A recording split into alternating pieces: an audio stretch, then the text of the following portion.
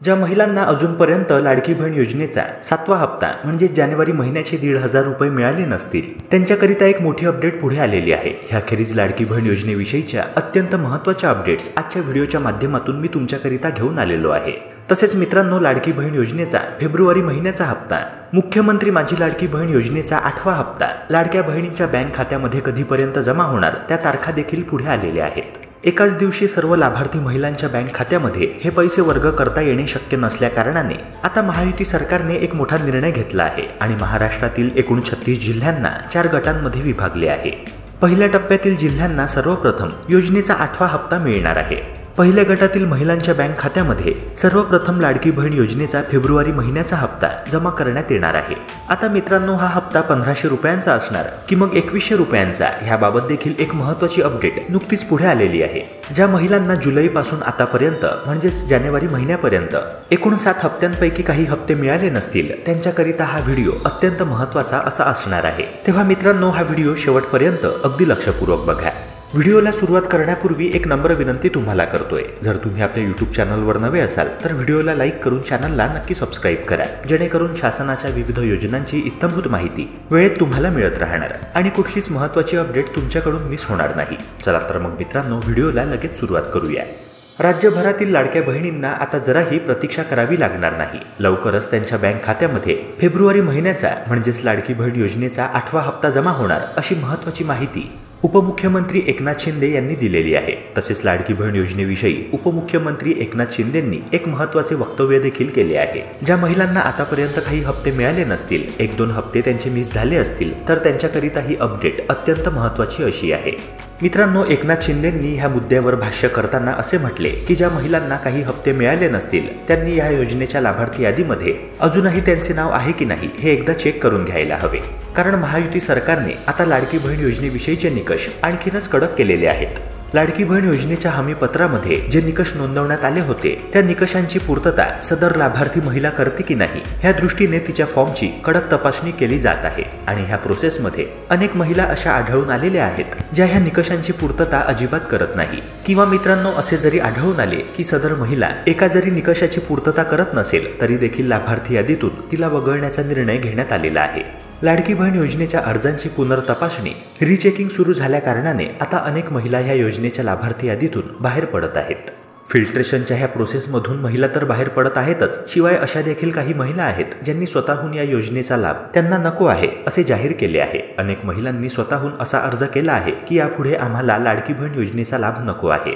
मित्रांनो, यांपैकी अशा अनेक महिला आहेत ज्यांचे उत्पन्न आता वार्षिक 2.5 लाख रुपयांच्या वर गेले आहे, किंवा अशा देखील काही महिला आहेत ज्या ह्या योजनेच्या निकषांमध्ये बसत नसताना देखील त्यांनी फॉर्म भरला होता, त्यांचा फॉर्म ॲक्सेप्ट झाला आणि आतापर्यंत त्यांना योजनेद्वारे 10,500 रुपये देखील खात्यात मिळाले। मात्र आता सरकारकडून कडक कारवाई केली जाणार, त्यांना दंडात्मक कारवाईला पुढे जावे लागणार ह्या भीतीने अनेक महिलांनी स्वतःहून ह्या योजनेच्या लाभार्थी यादीतून स्वतःचे नाव वगळण्याचा अर्ज केलेला आहे।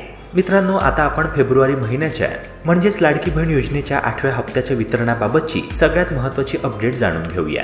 मित्रांनो, महाराष्ट्रामध्ये एकूण 36 जिल्हे आहेत, 6 प्रादेशिक विभाग आहेत, पण ह्या संपूर्ण 36 जिल्ह्यांतील लाडक्या बहिणींच्या बँक खात्यामध्ये एकाच वेळी योजनेचे पैसे किंवा हप्ते जमा करणे शक्य नसल्या कारणाने आता महायुती सरकारने एक मोठा निर्णय घेतलेला आहे। एकूण 4 विभागांमध्ये महाराष्ट्रातील जिल्ह्यांची विभागणी करण्यात आलेली आहे। प्रत्येक गटामध्ये एकूण 9 जिल्हे निवडण्यात आले आहे। पहिल्या टप्प्यातील जिल्हे कोणते? ज्या जिल्ह्यांतील महिलांना सर्वप्रथम योजनेचा 8वा हप्ता मिळणार आहे याबाबतची महत्त्वाची अपडेट पुढे आलेली आहे। पहिल्या टप्प्यातील जिल्हे फायनल करण्यात आलेले आहे। दुसऱ्या, तिसऱ्या आणि 4थ्या टप्प्यातील जिल्हे कोणते त्याबाबतची माहिती अजूनही मिळू शकलेली नाहीये। ती माहिती जशी मिळेल तशी मी लगेचच आपल्या चॅनलद्वारे तुम्हाला कळवणार।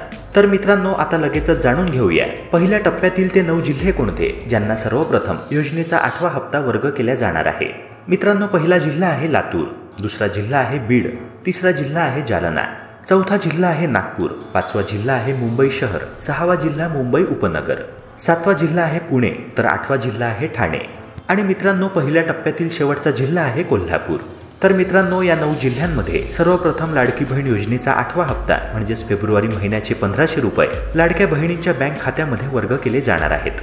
होय मित्रांनो, 1500 रुपयेच लाडक्या बहिणींना सध्या तरी योजनेचा हप्ता म्हणून मिळणार आहेत। याबाबतची अधिक माहिती देताना उपमुख्यमंत्री अजित पवार म्हणाले की मार्च महिन्यामध्ये जो अर्थसंकल्प आमचे सरकार सादर करणार आहे त्यामध्ये लाडकी बहीण योजनेचा हप्ता हा 1500 रुपयांवरून 2100 रुपये करण्यात यावा अशी तरतूद करण्यात येणार आहे आणि हा अर्थसंकल्प मंजूर झाल्यानंतरच लाडक्या बहिणींना 2100 रुपयांचा हप्ता मिळणार आहे। म्हणजेच मित्रांनो, एप्रिल महिन्यापासून लाडक्या बहिणींच्या बँक खात्यामध्ये 2100 रुपये मिळायला सुरुवात होणार आहे। तेव्हा फेब्रुवारी आणि मार्च या दोन्ही महिन्यांचे हप्ते हे 1500 रुपयेच राहणार आहेत अशी महत्त्वपूर्ण अपडेट नुकतीच पुढे आलेली आहे। त्यानंतर मित्रांनो, आपण त्या 5 बँकांबाबत जाणून घेऊया ज्या बँकांना फेब्रुवारीचा हप्ता लाडकी बहीण योजनेचा 8वा हप्ता जमा करण्याकरिता सरकारने प्राधान्य देण्याचे ठरवलेले आहे। त्यामधील पहिली बँक आहे स्टेट बँक ऑफ इंडिया। होय मित्रांनो, ज्या महिलांचे बँक अकाउंट SBI म्हणजे स्टेट बँकेत असेल त्यांच्या खात्यामध्ये लगेचच फेब्रुवारीचा हप्ता जमा करण्यात येणार आहे। यानंतर बँकांच्या यादीतील दुसरी बँक आहे IPPB Indian post payments bank म्हणजेच पोस्टाची बँक। मित्रांनो, आकडेवारी असेच सांगते की लाडकी बहीण योजनेच्या लाभार्थी महिलांपैकी सर्वाधिक महिलांचे बँक अकाउंट हे IPPB म्हणजेच पोस्टाच्या बँकेतच आहे आणि ज्या महिलांचे पोस्टाच्या बँकेमध्ये खाते आहे त्यांना देखील कसलीच चिंता करण्याची गरज नाही। त्यांची KYC लगेचच पूर्ण करण्यात येते। तेव्हा DBT इनेबल झाल्याच त्यांच्या खात्यामध्ये लगेच शासकीय योजनांचे पैसे येऊ शकतात। त्यांना विविध शासकीय योजनांचे पैसे मिळवण्यात कुठलीच अडचण येत नाही। त्यानंतर मित्रांनो, तिसरी बँक आहे ICICI बँक, चौथी बँक आहे HDFC बँक आणि 5वी बँक आहे बँक ऑफ महाराष्ट्र। तर मित्रांनो, ह्या 5 बँकांमध्ये ज्या महिलांचे खाते असेल त्यांना जराही चिंता करण्याची गरज नाही। त्यांच्या खात्यामध्ये लगेचच सरकारद्वारे बँकांना पैसे डिपॉझिट झाल्याच त्या बँकांतील खातेधारक महिलांना हे पैसे लगेचच वर्ग करण्यात येणार आहेत। मित्रांनो, ज्या महिलांना जानेवारीचा हप्ता किंवा डिसेंबरचा हप्ता देखील अजूनही मिळालेला नसेल त्यांच्याकरिता ही महत्त्वाची अपडेट। तुम्हाला लवकरात लवकर तुमच्या बँकेमध्ये जायचं आहे आणि तुमचे DBT इनेबल आहे की नाही, तुमची KYCची प्रक्रिया किंवा आधार कार्डाचे सीडिंग पूर्ण झाले आहे की नाही याची खात्री करून घ्यायची आहे। जर सगळ्या गोष्टी ऑल ओके असतील तर मग तुम्हाला दुसरं काम करायचं आहे, ते म्हणजे लाडकी बहीण योजनेच्या लाभार्थी यादीमध्ये तुमचं नाव आहे की नाही त्याबाबत लगेचच चेक करून घ्यायचं आहे। अनेक महिलांचे नाव लाभार्थी यादीतून वगळण्यात आले आहे कारण योजनेच्या एखाद्या निकषामध्ये बसत नसल्या कारणाने त्यांचे नाव वगळण्यात आले आहे। जर तुमचे नाव देखील वगळण्यात आले असेल मात्र तुम्ही या योजनेच्या निकषांमध्ये परफेक्टली बसता तर मग तुम्हाला पुन्हा एकदा अर्ज करून द्यायचा आहे। मित्रांनो, ह्यानंतरची महत्त्वाची अपडेट म्हणजे लाडकी बहीण योजनेमध्ये परराज्यातील बोगस लाभार्थ्यांचे रॅकेट उघडकीस आलेले आहे आणि 1171 बोगस लाभार्थी आढळून आले आहेत। तेव्हा मित्रांनो, या सर्वांचे अर्ज रद्द करण्यात येणार असून त्यांच्यावर गुन्हे देखील दाखल करण्यात येणार असल्याचे सांगण्यात आले आहे। मित्रांनो, महाराष्ट्रातील अनेक जिल्ह्यांमध्ये बोगस लाभार्थी असल्याचे अनेक ठिकाणी समोर आलेले आहे। त्यामुळे लाडकी बहीण योजनेचा लाभ घेणाऱ्या महिलांची पडताळणी केली जात असून योजनेसाठी ठरवून दिलेल्या निकषांमध्ये बसणाऱ्या लाभार्थी महिलांनाच यापुढे योजनेचा लाभ दिला जाणार आहे। सध्या जी अपडेट हाती आली आहे त्यानुसार लातूर आणि सांगली जिल्ह्यामध्ये परराज्यातील बोगस लाभार्थ्यांचे रॅकेट असल्याची माहिती समोर आलेली आहे। मित्रांनो, यामध्ये लातूर आणि सांगली जिल्ह्यातील अंगणवाडी सेविका असल्याचं दाखवून लॉगिन ID तयार करत जवळपास 1171 बोगस लाभार्थ्यांचे फॉर्म भरल्याची धक्कादायक माहिती समोर आली आहे आणि यामागे मोठे रॅकेट आहे असे पोलिसांनी नमूद केले आहे। तेव्हा मित्रांनो, ह्या लाभार्थ्यांवर चुकीची माहिती पुरवून योजनेचा लाभ घेतलेल्यांवर आता कडक कारवाई केली जाणार आहे। चुकीच्या पद्धतीने शासनाची दिशाभूल करून खोटी कागदपत्रे ज्यांनी दिली असेल ते लाभार्थी रद्द होतील, तसेच त्यांच्यावर गुन्हे देखील दाखल करण्यात येणार असल्याचं लातूर जिल्ह्याचे पालकमंत्री शिवेंद्रसिंगराजे भोसले यांनी माध्यमांच्या प्रश्नांची उत्तरे देताना सांगितले।